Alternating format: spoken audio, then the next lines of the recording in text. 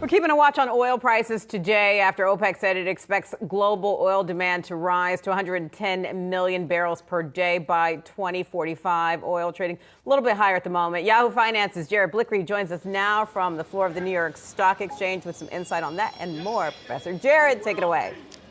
Oh, right, Diane. Well, I think the really interesting news that's really catching traders' attention is what's happening in Russia, and that's with the potential coup on Vladimir Putin. Now, I'm taking a look at the Wi-Fi Interactive. The price action since the open yesterday and Sunday evening, really not that volatile.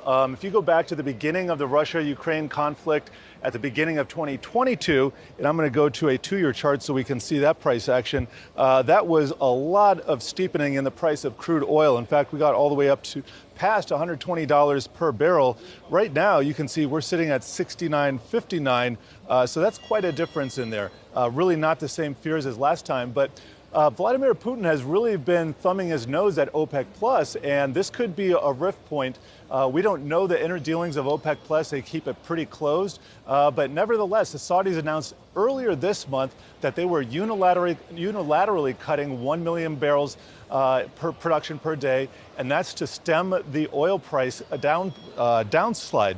And in doing so, they've pretty much acted on their own behalf, and they've taken money out of their own pocket. They would like the Russians to share in that, but so far they have not. So if there is that deepening rift, you got to wonder, to what degree does the price of oil play in all of this? So there's at least somewhat of a role.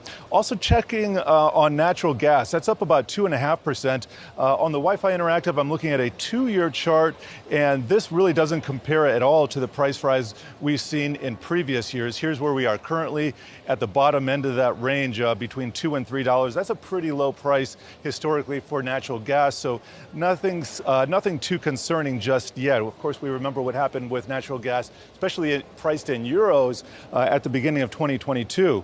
Moving on, let's just take a look at the sector action. Pretty broad-based rally, only healthcare and staples taking it on the chin, and those are defensive sectors, so in fact that is actually bullish that those two are in the red. Energy leading the way, that's up 1.5%, followed by materials, real estate, industrials, tech, financials, all of those outperforming, all of those contributing to the gains here.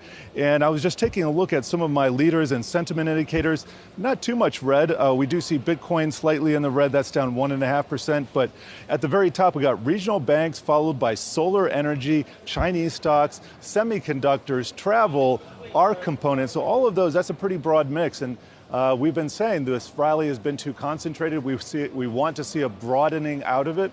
Well, this is evidence in that direction. Nevertheless, a lot of bears weighing in, most notably Mike Wilson over at Morgan Stanley, saying he's still concerned about quantitative tightening and the fact that the Fed has to rein in over $1 trillion in liquidity. But for right now, smooth sailing on a Monday in the summer.